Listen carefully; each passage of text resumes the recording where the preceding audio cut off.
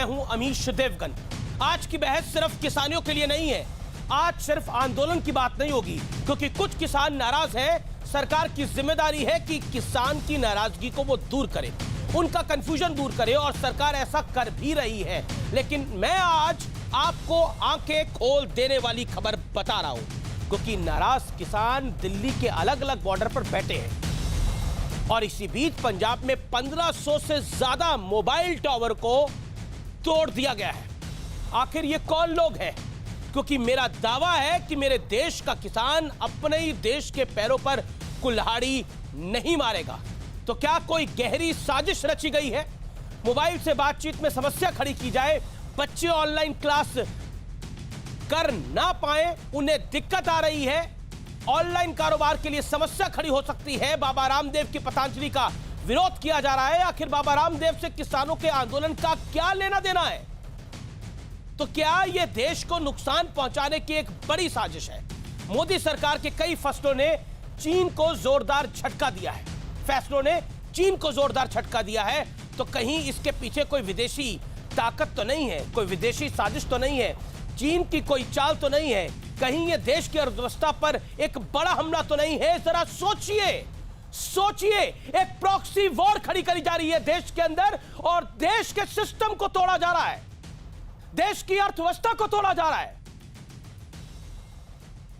आज के युग में मोबाइल जरूरत है, लेकिन सोचिए, बॉर्डर स्टेट है पंजाब, वहां पे 1500 टावर तोड़ दिए गए हैं। इसका मतलब क्या है? यह देश के हर आम नागरिक के लिए का नुकसान है। तो क्या यह वाकई साजिश है? आज इसी पर होगी देश की सबसे बड़ी बहस। किसानों की आड़ में स्वदेशी पर वार क्यों? देश की अर्थव्यवस्था को डिरेल करने की कोशिश और साजिश क्यों? क्योंकि आखिरकार आप देखिए, प्लान तरीके से 1500 टावर तोड़े जाते हैं, और विदेशी सामान को नहीं, स्वदेशी सामान की बात होती है।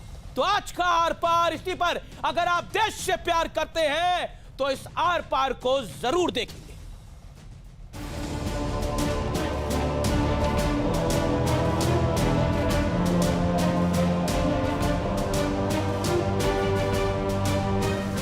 नए कृषि कानून के खिलाफ किसान आंदोलन पर हैं। सरकार और किसानों के बीच फिर बातचीत का दौर भी शुरू हो रहा है, लेकिन विरोध का जरा ये नजारा देखिए।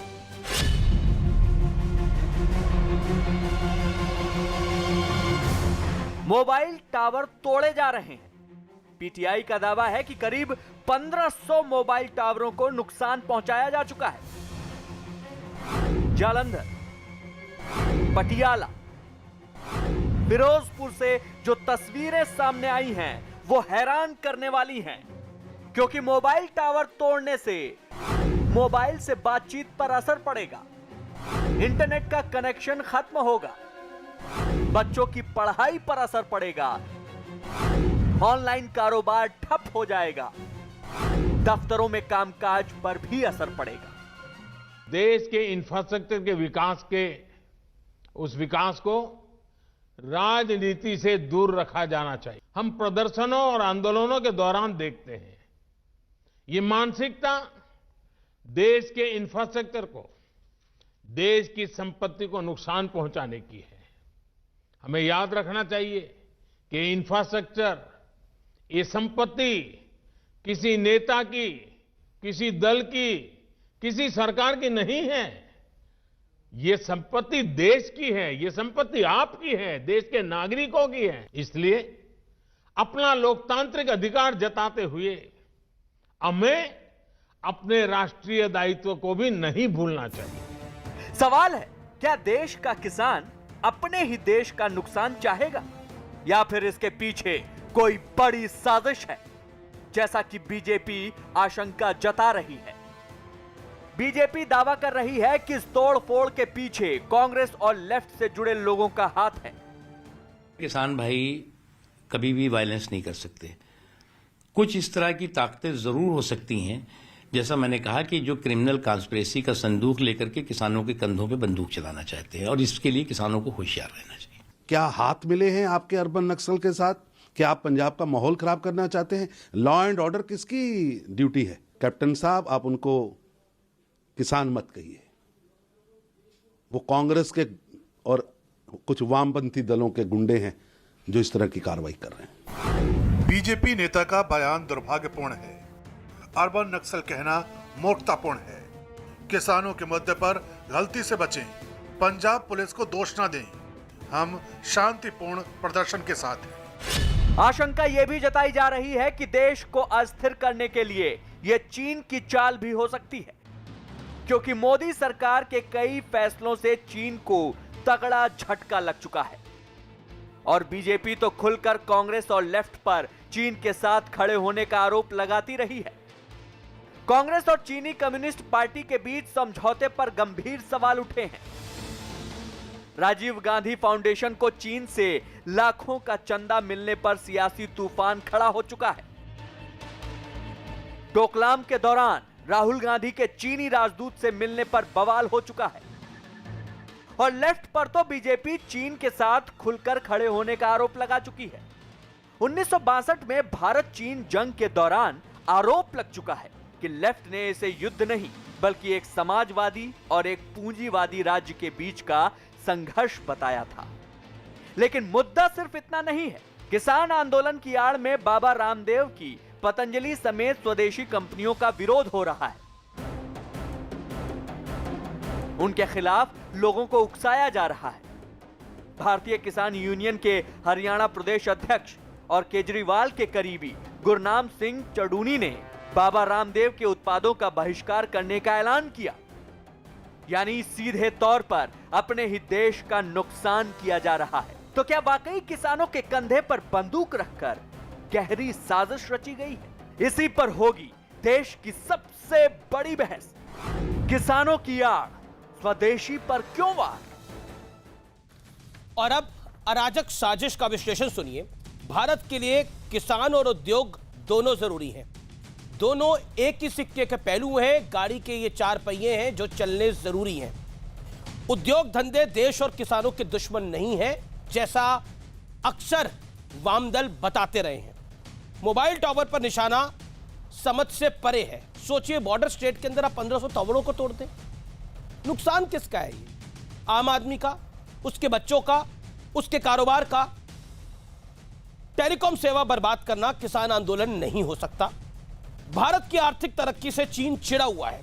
क्या देश की अर्थव्यवस्था पर हमले की यह साजिश है? क्योंकि आप देखिए, सिलसिलेवार तरीके से देश की अर्थव्यवस्था पर यह हमला हो रहा है, जहां पर यह बार बार चक्का जाम करने की कोशिश है, सिस्टम को कोलैप्स करने की कोशिश है। और border state Punjab, sensitive state, वहां पर तमाम टेलीकॉम सर्विसेज को निस्तेनाबूद करने की कोशिश हुई है।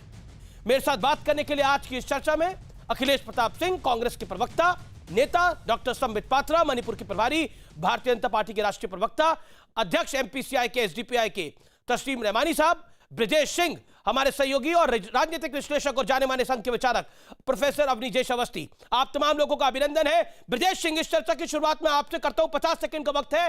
क्या आपको लगता है आखिरकार भारत की अर्थव्यवस्था लॉकडाउन के बाद पटरी पे आनी शुरू हुई, उसके बाद यह किसान आंदोलन हुआ और किसानों का हक है आंदोलन करने का, इससे कोई मना नहीं कर सकता। लेकिन इस आंदोलन की आड़ में स्वदेशी प्रोडक्ट्स को बॉयकॉट करने की बात, पतंजलि को टारगेट करना, उसके बाद पंजाब जैसी सेंसिटिव स्टेट में, बॉर्डर स्टेट पे मोबाइल टावर 1500 तोड़ दिए गए। What is your take? Ramesh, निश्चित तौर पर ये एक पैटर्न है। आप ध्यान दें कि जिस तरीके से आंदोलन की बात हुई और उसको किस तरीके से सिलसिलेवार तरीके से उसको लगातार जो है सो उसमें फोर्स लाया गया, उसमें उसको हिंसक बनाया गया। और जाहिर है इसके पीछे मंशा कहीं भी सकारात्मक नहीं हो सकती। कोरोना के काल में आप आशंका जता रहे थे कि भारतीय अर्थव्यवस्था बैठ जाएगी। भारतीय अर्थव्यवस्था ने इतनी जोर से रिबाउंड किया, कई सारी कंपनियों ने बड़े बड़े जो है इन्वेस्टमेंट अपनी तरफ खींचे, अर्थव्यवस्था पटरी पर लौटनी शुरू हुई और उस दौर में एक तरह से प्लान डैमेज को डिरेल करने की कोशिश की जा रही होगी किसानों के नाम पर। आप ध्यान रखें कि किसान शांतिपूर्ण आंदोलन की बात करता है, लेकिन फिर ये हिंसा फैला कौन रहा है? ये एक पैटर्न है जिसमें कि आप इकोनॉमी के जो महत्वपूर्ण पहलू है उनको डैमेज कर रहे हैं और कहीं आप देश का भला नहीं कर रहे। जी, ओके। डॉक्टर संबित पात्रा, मैं आपका रिएक्शन चाहता हूं। बीजेपी के राष्ट्रीय महासचिव का रिएक्शन आया है कि ये कांग्रेस के गुंडे हैं, वाम दलों के गुंडे हैं जो ये सब कुछ कर रहे हैं। आप सोचिए बाबा रामदेव के पतंजलि का विरोध हो रहा है, आप सोचिए 1500 टावर तोड़ दिए गए हैं। आखिरकार ये मामला जा कहां रहा है? क्योंकि अराजकता तो का जवाब तो क्या होगा, क्योंकि ये किसान तो नहीं हो सकते ये सब कुछ करने वाले। देखिए अमीश जी, प्रधानमंत्री नरेंद्र मोदी जी ने किसानों को भगवान कहा है, अन्नदाता कहा है, और कल भी सरकार किसानों के साथ बातचीत कर रही है। किसानों के मुद्दे को लेकर सरकार बहुत संवेदनशील है। मगर आज जिस प्रकार के दृश्य हम देख रहे हैं, 1600 टावरों को पंजाब में क्षतिग्रस्त करना, उनको तोड़ देना, जनरेटर चुरा के ले जाना। देखिए पंजाब एक साधारण राज्य नहीं है, पंजाब का एक इतिहास रहा हुआ है। पंजाब में किस प्रकार अलगाववाद हुआ था वो भी हम जानते हैं, और वो सब कुछ कराधारा पाकिस्तान का था। बड़ी खबर आ रही है, पंजाब में फाइबर लाइन तक के तार जला दिए गए हैं, मोबाइल सेवाओं पर असर पड़ गया है और सिक्योरिटी फोर्सेस को भी मुश्किल हो रही है। इस समय की बड़ी ब्रेकिंग स्टोरी है। मैं आपको बता दूं, शांतिपूर्ण आंदोलन की अपील करी है कैप्टन अमरिंदर सिंह ने भी। बीजेपी ने साजिश की आशंका जताई है और टावरों पर हमले की निंदा करी है। डॉक्टर संबित पात्रा, यह बड़ी अपडेट है। ऑप्टिकल फाइबर की केबल की तारें जलाई जा रही है वहां पर। Punjab is a border state, what is happening? देखिए कहीं ना कहीं नेशनल सिक्योरिटी, राष्ट्रीय सुरक्षा के साथ खिलवाड़ करने की एक बहुत बड़ी साजिश है। पंजाब को जिस प्रकार से अलग करने की कोशिश हो रही है, कोई भी कम्युनिकेशन पंजाब के साथ ना हो सके। पंजाब के लोग राष्ट्रीय सुरक्षा को लेकर कभी खिलवाड़ नहीं करेंगे। ये कौन लोग हैं जो खिलवाड़ कर रहे हैं? आप बताइए, अगर पुलिस का सिस्टम डाउन हो जाता है, अगर मोबाइल वहां काम नहीं करता है, राष्ट्रीय सुरक्षा किस प्रकार बनी रहेगी? स्वाभाविक रूप से इसके पीछे एक बहुत बड़ा षड्यंत्र है, और जिस प्रकार से आप चीन के हाथ का भी आशंका कर रहे हैं, इसको नकारना उचित नहीं होगा। बिल्कुल इसके ऊपर चर्चा करनी होगी। और जहां तक कांग्रेस का सवाल है, अभी कांग्रेस के जो युवा मोर्चा के अध्यक्ष है, उन्होंने ट्वीट किया है और ट्वीट करके कहा है कि हां, ये एक फाइबर ऑप्टिक केबल को जलाना और टावर को तोड़ना ये बिल्कुल करना चाहिए, उचित है। अगर ऐसा पूरे देश में किया जाएगा तब जाके हम मोदी को सिंघू बॉर्डर पर लेकर आएंगे। मैं उस ट्वीट को निकलवाता हूं और फिर मैं उसको कोट भी करूंगा, लेकिन मैं अखिलेश प्रताप सिंह आपका रुख करता हूं। अखिलेश प्रताप जी, क्या आपको लगता नहीं है कि स्वदेशी पर वार कर कर किसानों का हित तो पूरा नहीं हो सकता? क्या आपको लगता नहीं है कि इससे देश की अर्थव्यवस्था का नुकसान होगा, देश का नुकसान होगा? हम चाइना के साथ प्रतिस्पर्धा में हैं, तो हम लड़ाई कैसे जीतेंगे वो, अगर यही होगा? What is your take as a spokesperson of the Congress party? Amish ji जरा विस्तृत बतावें, ये किस कंपनी के कौन से टावर तोड़े गए हैं या उनके बिजलियां काटी अब देखिए, मोबाइल टावर तोड़े गए हैं। मोबाइल आजकल तो मोबाइल टावर सभी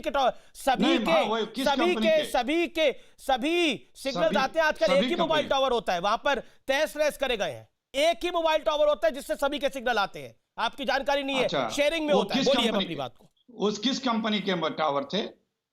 सभी कंपनियों के टावर थे। We don't want to name the companies out here. Tower तो किसी और का होता है, सब लोग उस पर लगाते रहते हैं। खैर कोई बात नहीं, ये किसी भी तरह के किसी भी प्रकार के क्षति को जायज नहीं ठहराया जा सकता है। ये शांतिपूर्ण आंदोलन है किसानों का। जैसे आपको ये लगता है, सही भी लगता है कि पंजाब बॉर्डर स्टेट है, वहां पे इस तरह की हरकतें हो रही हैं। पंजाब के किसान भी बॉर्डर स्टेट के हैं और वो भी धरने पे हैं। ये भी आपको पिछले 30 दिन में समझ लेना चाहिए था।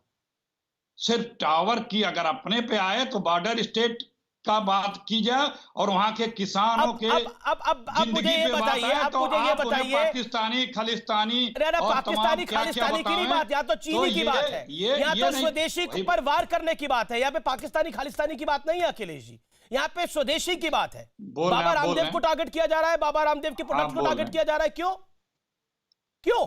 बाबा किसी के प्रोडक्ट को टारगेट करना, नुकसान ना पहुंचावे कोई, खरीदना ना खरीदना कंज्यूमर की मर्जी है।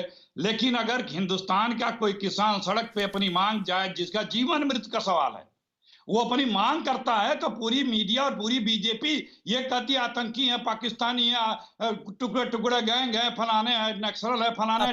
ये कौन सी बात भाई? किसानों की आड़ में कुछ लोग अपना एजेंडा चला रहे हैं, किसान ये सब कुछ नहीं कर रहे।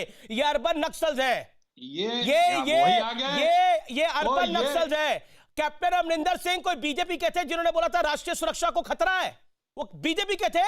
आज से 25 दिन पहले उन्होंने क्या बयान दिया था? मैं अगर आप बोले अखिलेश जी, सम्मान आपको सुना देता हूं मैं बयान। कैप्टन अमरिंदर सिंह, कांग्रेस के नेता, पंजाब के मुख्यमंत्री, क्या बयान था उनका? उनका होम मिनिस्टर से मिलने के बाद क्या बयान था, बताइए आप। पूरा बोल रहे हैं आप। जो आज आप कह रहे हैं कि पंजाब बॉर्डर स्टेट है, यही तभी भी कैप्टन अमरिंदर ने यही कहा था जी, लेकिन तब आपको नहीं समझ में आया कि पंजाब बॉर्डर स्टेट है।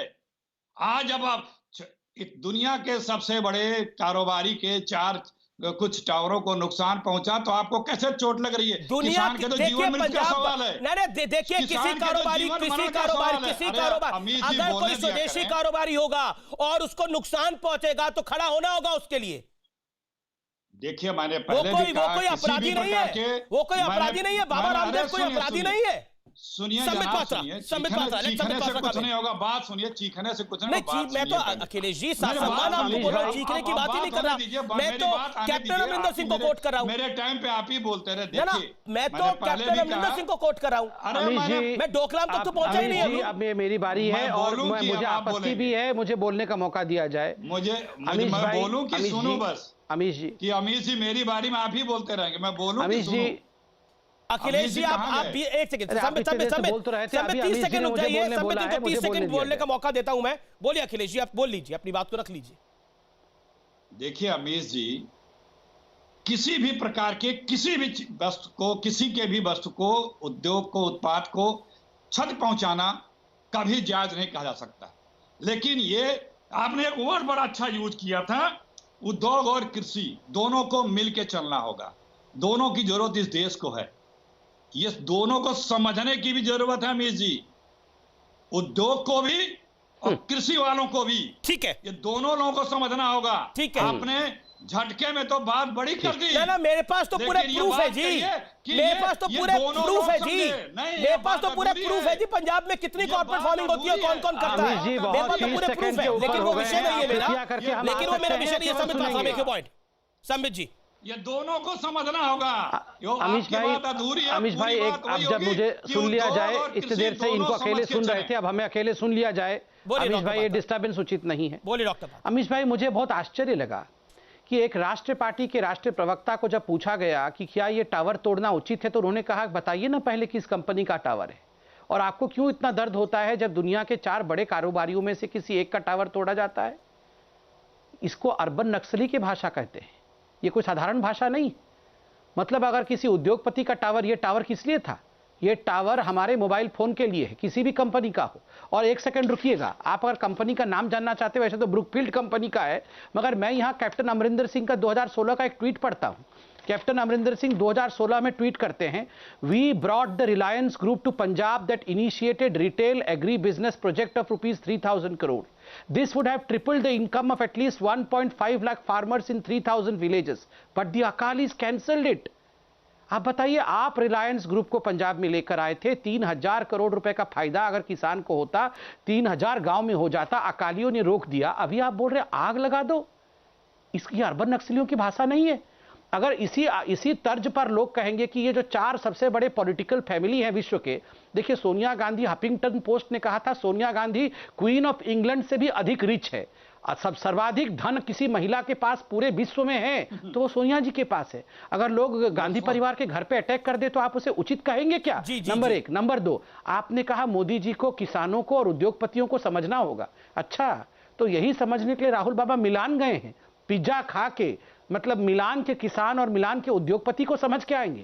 आप लोगों को तो बात भी नहीं करनी चाहिए और डिबेट में, अरे कुछ मत बोलिए, इसी तरह आप कुछ मत बोलिए, आप पिज्जा खाइए, पिज्जा, आप कुछ मत बोलिए। आप क्या बोलेंगे? आप क्या? अरे जिसके पार्टी के स्थापना दिवस में उसका अध्यक्ष चला गया है पिज्जा खाने, ये क्या बोलेंगे यहाँ पर? अरे ये क्या रुक जा कर रहे, बैठिए शांति से। अरे बैठिए, आपका तो टावर गिरा है जाके मिलान में, इनका तो पार्टी का टावर ही नहीं है। ये क्या बात करेंगे? ये क्या रुक जाओ कर रहे हैं अखिलेश जी?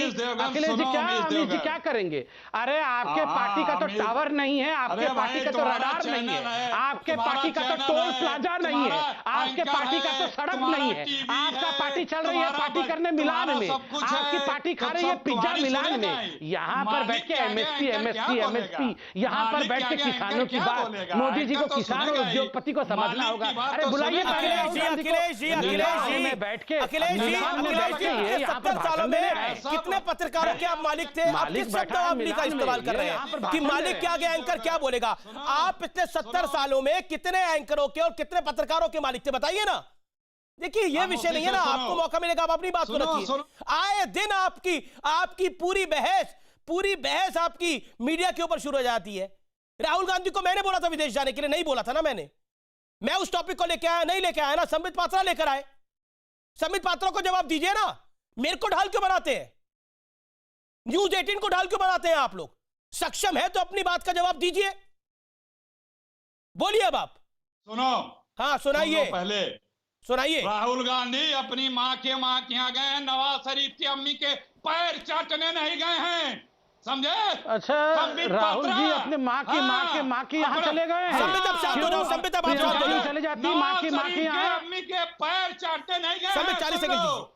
और कहाँ है नरेंद्र मोदी? टीवी के अलावा कहीं दिखते हैं? ये पूरा पागल हो गए हैं, बोलने दीजिए इनको। चले जाएं सिंध बॉर्डर पे, चले जाएं, कहाँ है? अरे अखिलेश जी तबीयत खराब हो जाएगा, उंगली निकल के नीचे गिर जाएगी। आराम से बोलिए। खराब करते हैं, आराम से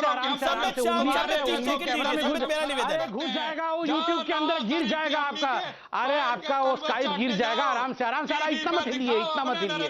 अरे राहुल गांधी देख रहे हैं मिलान में आपको। अरे काहे को चिल्ला रहे हैं मेरे भाई? राहुल गांधी मिलान में देख रहे हैं आपको। देख रहे हैं, जैसे ही राहुल गांधी का नाम लो इनका चिया पाचा हो जाता है पूरा। ये जोर से हिलने लगते हैं पूरा। किसान यहाँ बैठा है बॉर्डर पे, उसकी चिंता नहीं है। और यहाँ तो किसान बॉर्डर पे बैठा है तो राहुल गांधी वहां पर क्यों बैठे हुए मिलान पे? बॉर्डर में जाके बैठते? किसान यहाँ बॉर्डर में बैठा है तो राहुल गांधी कहाँ बैठे हुए हैं? क्योंकि मिलान में जाके वहाँ पिज्जा खा रहे हैं। यहाँ पर बड़ा किसान के हमदर्दी बने हुए हैं। राहुल गांधी ही असली देश के नेता हैं। राहुल गांधी असली प्रधानमंत्री है। वाह, अरे वाह वाह, कहाँ से आए हैं ये अखिलेश चच्चा? असली प्रधानमंत्री है राहुल गांधी, आपका असली अध्यक्ष भी नहीं है वो। अरे ये शाम को सब जोक सुनाने लाए हैं। चाचा जी को कहाँ से पकड़ के शाम को जोक सुनाने लाए हैं? असली प्रधानमंत्री राहुल गांधी है। वाह, अभी गोबर से हीरे लगा के घूमना, गाय के गोबर से। अच्छा, क्या गोबर से हीरा? राहुल गांधी मिलान में क्या कर रहा है?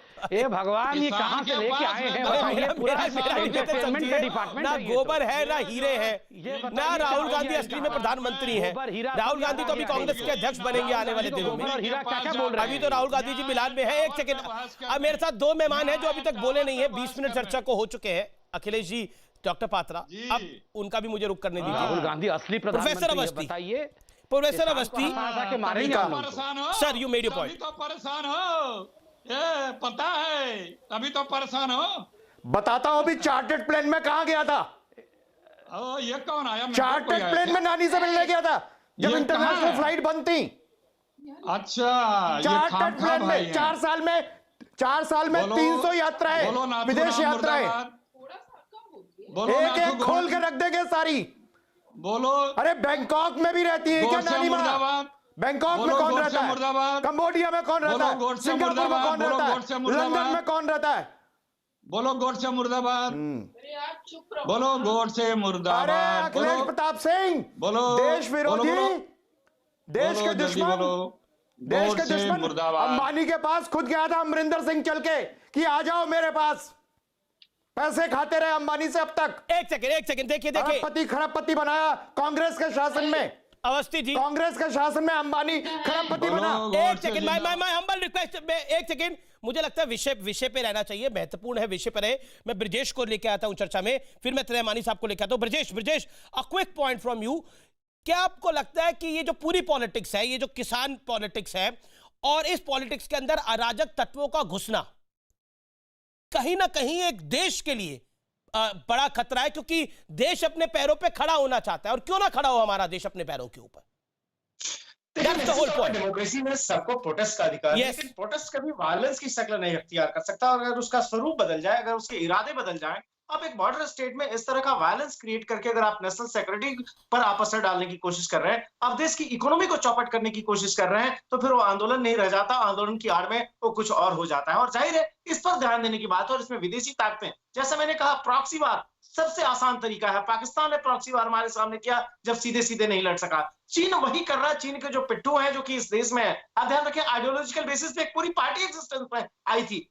जो आशंका है वो इस बात की है कि इसी तरह के तत्व इस आंदोलन का सहारा लेकर ये देश में एक बार फिर से स्थिरता लाने की कोशिश कर रहे हैं, ताकि देश की अर्थव्यवस्था जो कि पटरी पर लौट रही थी एक बार फिर से गिरे। और यह जो ज्यादा चिंता की बात है आज की तारीख में। जी, अब मैं क्विकली एक टेक ले लेता हूं प्रोफेसर अवस्थी का। प्रोफेसर अवस्थी और तस्लीम रहमानी का। Professor Awasthi, make your point. Amish, ये साजिश बहुत बड़ी है।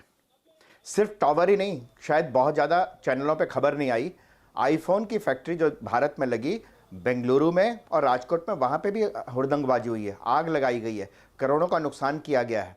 चीन के ऐप जिस तरीके से बंद किए गए हैं, चीन से जिस तरीके से कंपनियां बाहर निकल करके भारत की तरफ हुई हैं, ये देश विरोधी तमाम राजनीतिक दल और ताकतें, मैं देश विरोधी कह रहा हूं, कहते रहे मुझे। ऐसा क्यों होता है कि एसएफआई के वर्कर पकड़े जाते हैं? ये फैक्ट्री, ये देश के लोगों को सोचना चाहिए कि देश की इकोनॉमी के बारे में बहुत बड़ा षड्यंत्र हो रहा है।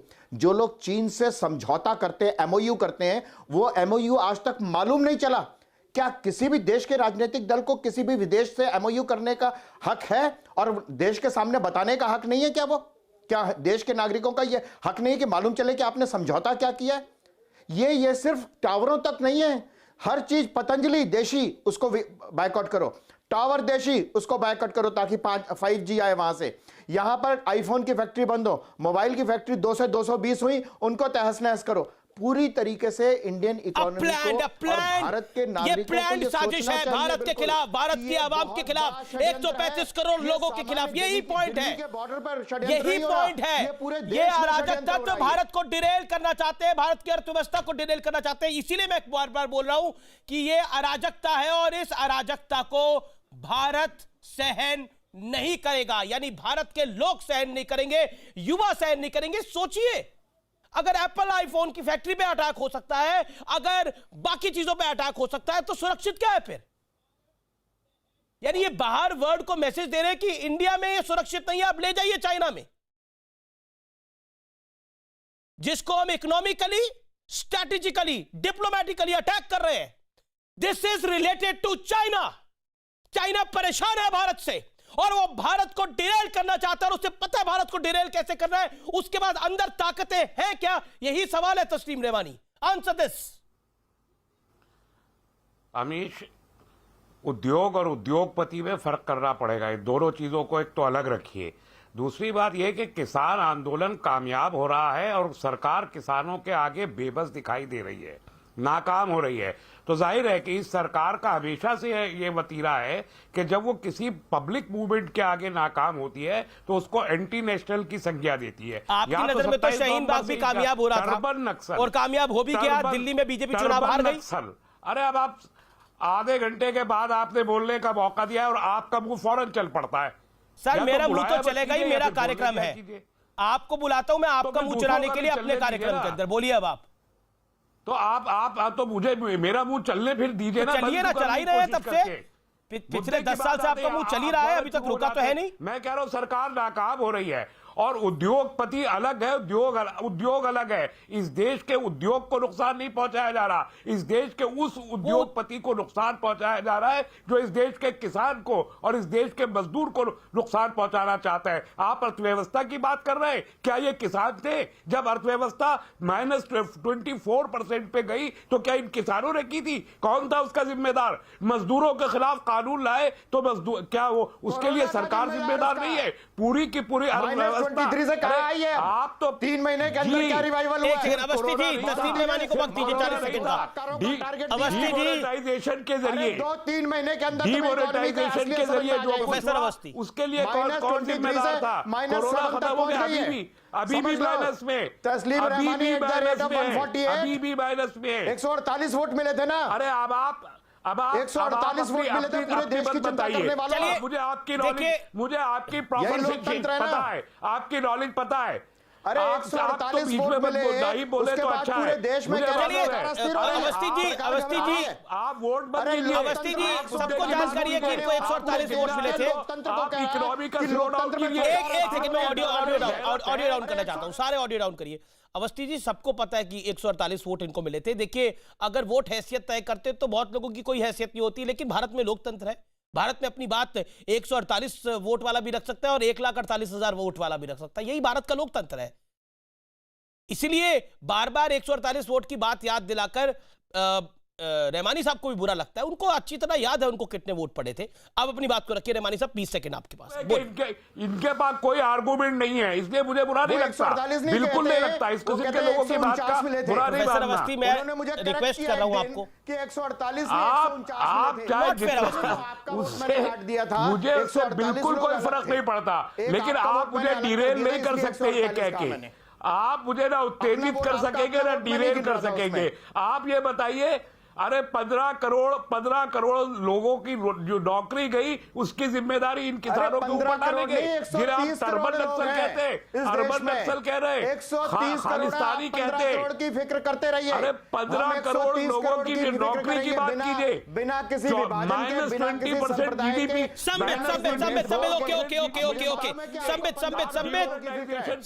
संबित, अभी आपने एक वर्ड आपने शायद मिस कर दिया या सुना, मुझे नहीं पता। एक सेकंड, देखिए, मेरा निवेदन है एक एक करके बोले। मेरी बहस के अंदर एक दूसरे पे आप बोले, इसका कोई औचित्य नहीं है। मेरा निवेदन है, व्यूअर को भी लगता है कि उस तक बात पहुंचनी चाहिए। देश का सबसे लोकप्रिय कार्यक्रम है। मेरा निवेदन है, इस समय भी इस कार्यक्रम को ट्विटर पर, यूट्यूब पर लाखों करोड़ों लोग देख रहे हैं। मेरा निवेदन है आपसे कि एक एक करके अपनी बात को रखिए। संबित पात्रा, भी आपने एक, शायद तस्लीम रहमानी साहब ने एक शब्द का इस्तेमाल किया, उन्होंने बोला यह आंदोलन अब कामयाब हो रहा है। यानी कामयाब का बैरोमीटर क्या है? आईफोन की फैक्ट्री में तोड़फोड़ हो, महाराष्ट्र में अमेज़न के गोदाम के बाहर ऑफिस तोड़ा जाए, 1600 टावर 1500 टावर पर तोड़फोड़ हो। यह क्या आंदोलन की सफलता है? आखिरकार फिर ये लोग 25 दिन बाद बोलेंगे देखिए बेरोजगारी देश में बढ़ रही है। जब यहां से कंपनियां ही चली जाएंगी तो फिर बेरोजगारी बढ़ेगी ना। हम चाहते हैं कि हमारा देश तरक्की ना करे और उसको ही सफलता का पैमाना माना जा रहा है। आंदोलन की सफलता is equal to this. I am shocked on this explanation. Amish भाई, अब मैं थोड़ा उत्तर देता हूं बहुत सीरियसली, गंभीरता के साथ। देखिए, लोकतंत्र में सफलता का पैमाना क्या होता है? लोकतंत्र में सफलता का सबसे बड़ा पैमाना होता है लोकतांत्रिक चुनाव प्रक्रिया, और उस चुनाव प्रक्रिया में जनता का प्यार किस पार्टी को हासिल होता है। अभी इन तीनों बिलों के पारित होने के बाद, कानून बनने के बाद 12 राज्यों में उपचुनाव हुए, बिहार में चुनाव हुआ, असम में चुनाव हुआ, हैदराबाद में चुनाव हुए, उन सब के, गोवा में चुनाव हुआ, कल अरुणाचल प्रदेश का चुनाव के नतीजे आए हैं। आप सबने नतीजे देखे हैं। कांग्रेस न 3 में है न 13 में है। देखिए, ये कोई आज से नहीं है। 2014 से कांग्रेस और लेफ्ट एक ही कोशिश में, उनका एक कैलेंडर है, वायलेंस कैलेंडर। उस समय अवार्ड वापसी गैंग बाहर आए थे कि लोकतंत्र खतरे में पड़ गया। उस समय भारत तेरे टुकड़े होंगे, इंशाअल्लाह इंशाअल्लाह, जिसमें राहुल गांधी खड़े थे। उस समय याद करिए, चर्चों को इन्हीं लोगों ने तोड़ा था गेंद मार के, और फिर बाद में कह रहे थे कि भारतीय जनता पार्टी ने चर्च तोड़ा और ओबामा तक से कहलवा दिया था। आप याद करिए, ये इसी प्रकार CAA के समय 50 लोगों से अधिक लोगों की मृत्यु हो गई। यहां तो टावर तोड़ा गया है। अरे दिल्ली में तो लोगों को मार दिया गया। अंकित शर्मा, एक पुलिस ऑफिसर को नाली के अंदर मार के गाड़ दिया गया। किस प्रकार से मारा गया है? एक काउंसलर के घर से गोलियां चली। आप सोचिए। तो ये षड्यंत्र कोई छोटा षड्यंत्र नहीं है। इन्हीं षड्यंत्रों के बीच में आज हिंदुस्तान सच्चाई को देख रहा है। देखिए, ये 70 साल तक इनकी जुगलबंदी चल रही थी। लेफ्ट और ये जो कांग्रेस पार्टी है, ये आपस में खा पी कर जुगलबंदी में थे। वो माँ बेटे जाके MOU करते थे, लेफ्ट वाले चाइना का राग अलापते थे। ये तो बाबा रामदेव, गाय, गोबर, हिंदुस्तान, तुलसी माता, इन सबको घृणा करते हैं। इनको तो पसंद केवल और केवल इटली और इटली की नानी माँ है। आप ये देखिए, मेरे को तो धीरे धीरे अखिलेश जी इटालियन ही दिखने लगे हैं। बाल भी सफेद कर लिया है जानबूझ के इन्होंने, ताकि ज्यादा इटालियन दिखे। ये हिंदुस्तानी दिखना भी नहीं चाहते, मेरे को दिखने भी लगे। थोड़ा देखिए, आप ध्यान से देखेंगे तो पिज्जा जैसा मुंह नजर आ रहा है इनका। अखिलेश जी थोड़ा पिज्जा जैसा दिखेंगे। थोड़ा खामोश हो जाओ। नहीं, मैं देखा ध्यान से देखिए, पूरा पिज्जा मोज़रेला पिज्जा जैसे दिखेंगे आपको अखिलेश चाचा। ये सारे जब से इनके राहुल गांधी भागे हैं मिलान, ये सारे पिज्जा जैसे होकर बैठे हुए हैं। इनका उत्तर निकल गया है। लेट अखिलेश जी आप बताइए।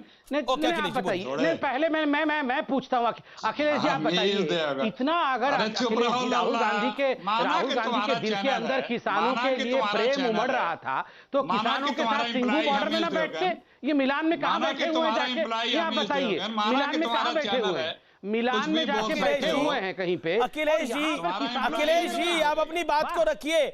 मैं किसका एम्प्लॉय हूँ, किसका एम्प्लॉय नहीं हूँ, ये देश को, दुनिया को सबको पता है जी। हाँ, और आप किसके एम्प्लॉय है ये भी पूरी दुनिया और देश को पता है। आप अपनी बात को रखिए ना, आप अपनी बात को रखिए। अखिलेश जी पीछे हनुमान जी गदा लेके बैठे हुए हैं, हनुमान जी भी सब देख रहे हैं। अच्छा, आप चलाएंगे पीछे। एक अखिलेश जी, आपकी कैलकुलेशन थोड़ी कमजोर है। 4 मिनट नहीं बोले, 2 मिनट बोले। आप अपनी बात को आप भी 2 मिनट रख लीजिए, मैं आपको 2 मिनट का मौका देता हूँ, बोलिए।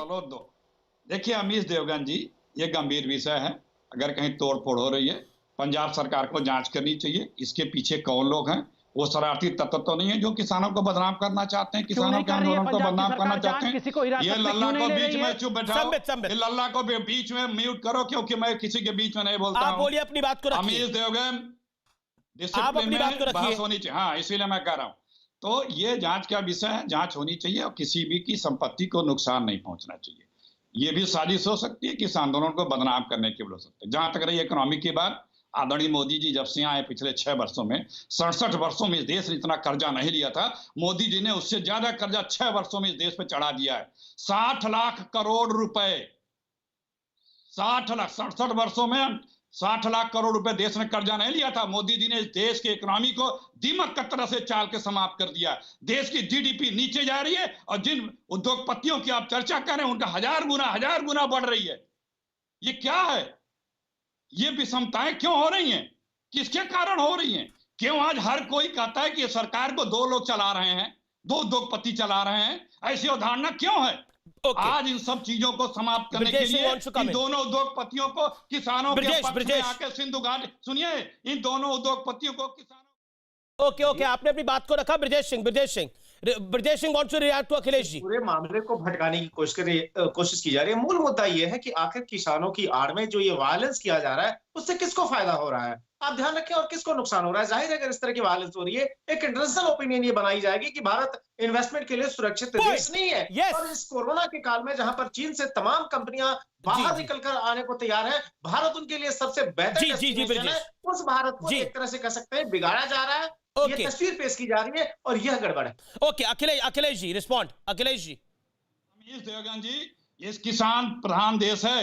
इस देश के उद्योगपतियों को भी किसान के पक्ष में, समर्थन में बात रखनी चाहिए।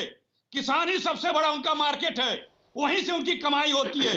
इकोनॉमिक किसान के जो 70% रूरल एरिया में लोग रहते हैं, हर इंडस्ट्रीज का प्रोडक्ट उसी से सबसे अधिक खरीदा और बेचा जाता है। ये नहीं चलेगा कि किसान अगर समस्या में तो इंडस्ट्रियलिस्ट अपने हजारों करोड़ के बनलों में बैठे रहे और किसान सरहद पे भूख रहे, मरता रहे और इंडस्ट्रियलिस्ट खामोश रहे सिर्फ अपने प्रॉफिट के लिए। उन्हें किसानों के पक्ष में खड़ा होकर के अपनी आवाज किसानों के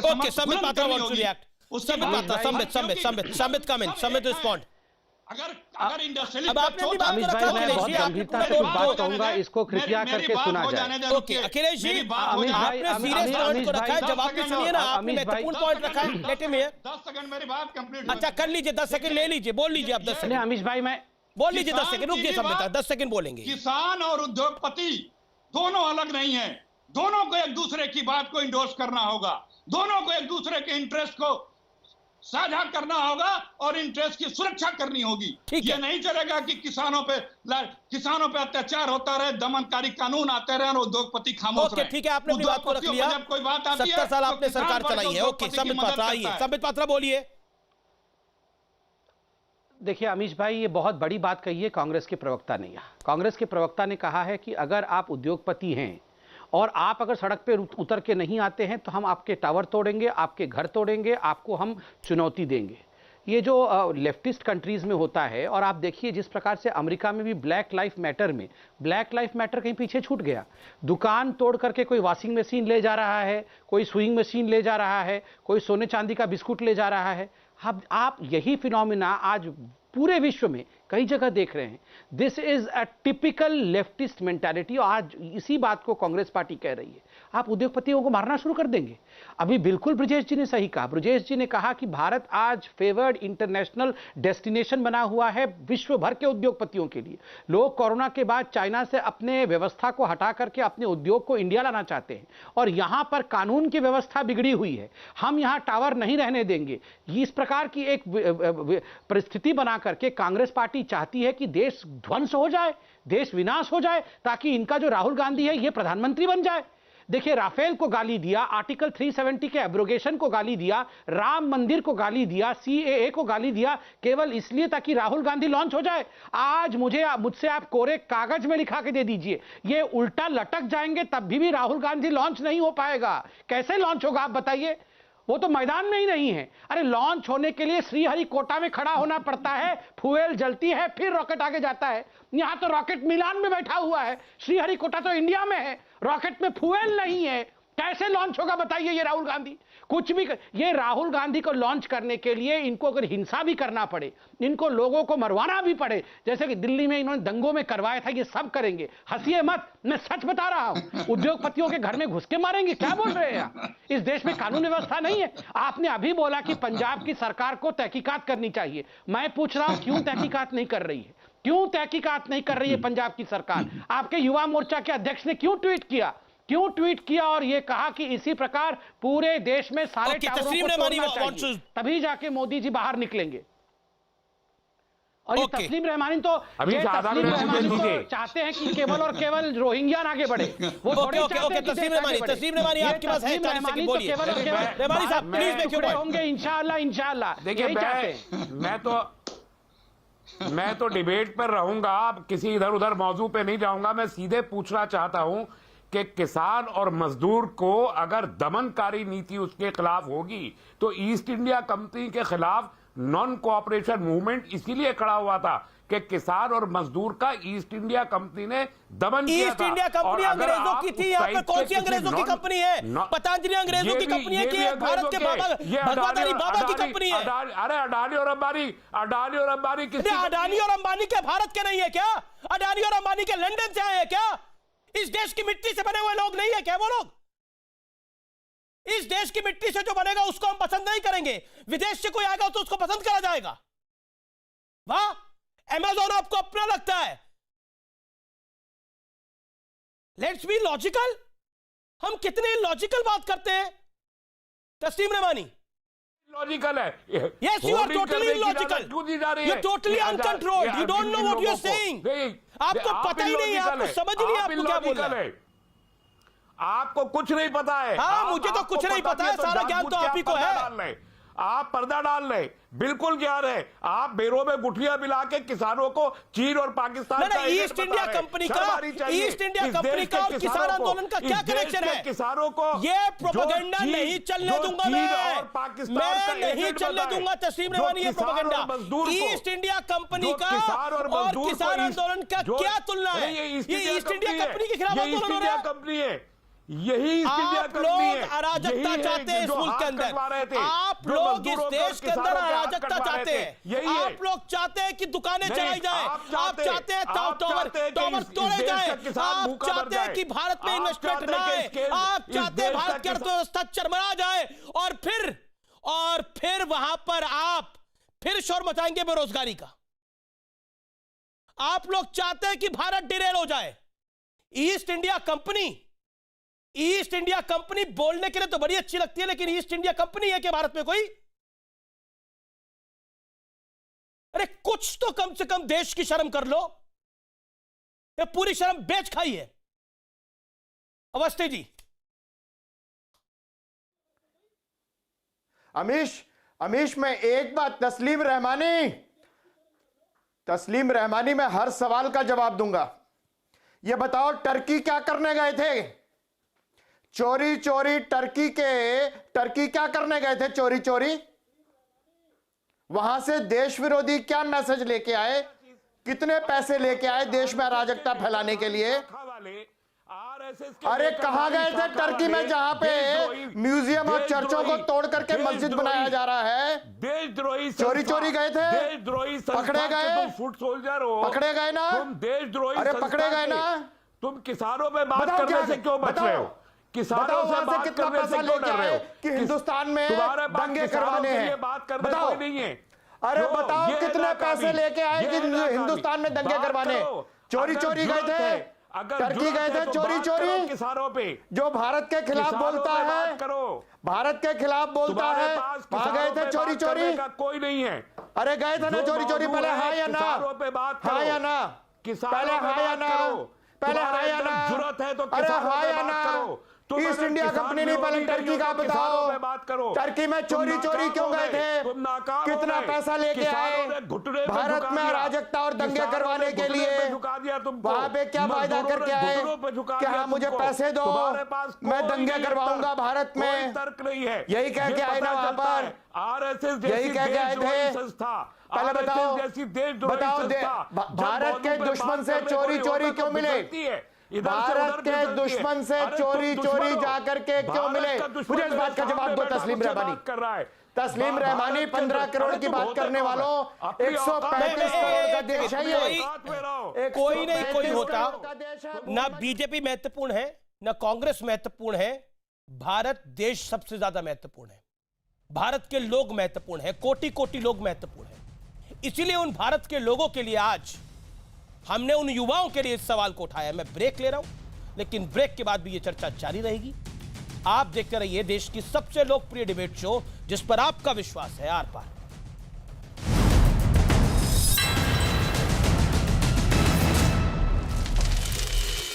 वेलकम बैक। आप देख रहे हैं देश का सबसे लोकप्रिय डिबेट शो आर पार। मेरे साथ डॉक्टर संबित पात्रा है, अखिलेश प्रताप सिंह है, तस्लीम रहमानी है और साथ ही ब्रजेश सिंह है न्यूज 18 से। मैं क्विकली संबित पात्रा आपके पास आता हूं। आपके सामने ईस्ट इंडिया कंपनी का जिक्र हुआ। भारत की सदन ने यह फैसला लिया था कि भारत का सदन ईस्ट इंडिया कंपनी है, और यहां पे तो असली भी प्रधानमंत्री बोला गया राहुल गांधी को। संबित पात्रा, दो बड़ी बातों का जिक्र हुआ आज यहां पर। तस्लीम रहमानी ने हमें ईस्ट इंडिया कंपनी कहा और कांग्रेस पार्टी ने कहा कि राहुल गांधी ही असली प्रधानमंत्री हैं, मोदी जी नकली प्रधानमंत्री।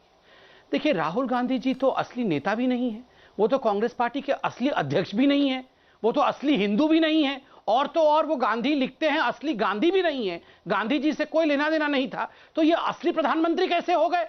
अरे फुल नकली है राहुल गांधी, फुल नकली। और मैं सभी जनता से कहूंगा फुल नकली राहुल गांधी करके ट्वीट करे। बड़ा असली प्रधानमंत्री, ये असली प्रधानमंत्री बनने चले। देखिए, ये दिखाता है कि कहीं ना कहीं इनके मन में सिर्फ एक ही चीज बसा है, किसी कीमत पे भी राहुल गांधी को प्रधानमंत्री बनाना। दूसरी बात, ईस्ट इंडिया कंपनी। अरे देखिए, ईस्ट इंडिया कंपनी हम हैं या east India company Sonia Gandhi, Rahul Gandhi और प्रियंका गांधी? समय कौन यूरोप से आया हुआ है? नहीं, कौन यूरोप जाता है? मेरे कौन पास यूरोप नहीं है। से आया हुआ है? अखिलेश जी बताइए जरा। अखिलेश जी पूछिए पिज्जा चाचा से। पिज्जा चाचा सुनिए अखिलेश जी, लल्ला रुक जाओ। देखिए, राहुल गांधी कुछ भी नहीं है, किसी पद पे नहीं है, लेकिन पूरी मोदी जी और उनकी मंत्रिमंडल और उनके सारे लोग दिन भर राहुल गांधी के नाम के झटके ले लेकर के कोमा में जाते और बाहर निकलते रहते। क्यों? क्योंकि इस देश के जन जन का नेता वही है। पद भले मोदी जी के पास हो, लेकिन विश्वसनीयता, लोगों की आस और उम्मीद राहुल गांधी है इस देश की। और अमित जी, एक चीज जान लीजिए, एक तरफी बात नहीं होगी। उद्योगपतियों को अगर किसान के से बिजनेस करना है, किसानों से पैसे कमाना है, तो किसानों के हित में उनको भी आवाज उठानी होगी। जो हक की बात असली है, प्रधानमंत्री का बैरोमीटर ये करा कि उनको पास पब्लिक का समर्थन है, लेकिन वोटों में वो पब्लिक का समर्थन नहीं दिखता। अखिलेश जी, अगर मैं गलत हूं तो मुझे आप भाई कुछ नहीं तो बिहार में भी कुछ नहीं दिखा। झटके क्यों खाते हैं? ये दिन भर राहुल गांधी के झटके क्यों खाते हैं? समझ में भी नहीं आ रहा। क्यों झटके खाते हैं? यही पहचान है। ब्रजेश जी, ये असली प्रधानमंत्री, नकली प्रधानमंत्री। ब्रजेश सिंह, असली प्रधानमंत्री, नकली प्रधानमंत्री और East India Company. Quick take, 20 seconds. देखिए, जहां तक असली और नकली प्रधानमंत्री का सवाल है, सबको पता है कि इस देश का प्रधानमंत्री कौन है। प्रधानमंत्री जो भी बनता है उस देश की संसद में जिस पार्टी को लोकसभा में मेजोरिटी होती है उसका प्रधानमंत्री बनता है। 6 साल से नरेंद्र मोदी प्रधानमंत्री हैं। जहां तक ईस्ट इंडिया कंपनी का सवाल है, कम्युनिस्ट पार्टी के नेता ने जो ये बात कही वह मानसिक दिवालियेपन की निशानी है। इस देश की कंपनियां अगर इस देश की अर्थव्यवस्था को मजबूत बना रही है तो उनके कंट्रीब्यूशन को स्वीकार करना चाहिए। लेकिन लेफ्ट पार्टीज की प्रॉब्लम यह है कि उनकी ideology imported ideology. Okay Brajesh, मेरा समय खत्म हो रहा है। ब्रजेश मेरा समय खत्म हो रहा है। तस्लीम नुमानी 10 सेकेंड्स, आप अपने ईस्ट इंडिया कंपनी के बयान को दुर्भाग्यपूर्ण मानते हैं? आपने भारत की सदन को ईस्ट इंडिया कंपनी बोला। मैंने भारत के पार्लियामेंट को नहीं बोला, उद्योगपतियों को बोला। और मैं एक शेर पढ़ के अब 10 सेकंड में बात खत्म कर देता हूं। उठो मेरी दुनिया के गरीबों को जगा दो, काख उमरा के दरो दीवार हिला दो, जिस खेत से दहका को मैसर न हो रोटी, उस खेत के हर खूशे गंदुम को जला दो। बहुत बढ़िया, देश को जलाने की बात कह रहे, बहुत बढ़िया, यही शेर आपने पढ़ना था। आपको एक बात मैं भी बोलना चाहता हूं, देश का सदन ईस्ट इंडिया कंपनी नहीं है। उन लोगों की सोच ईस्ट इंडिया कंपनी वाली है जो देश में अराजकता फैलाना चाहते हैं, जो देश को और देश की अर्थव्यवस्था को, देश के युवाओं को नुकसान पहुंचाना चाहते हैं। वो लोग अराजक हैं। नमस्कार, आपका इस कार्यक्रम को देखने के लिए धन्यवाद। जय हिंद, जय भारत। अंत में भारत जीतेगा, भारतवासी जीतेंगे, आप जीतेंगे।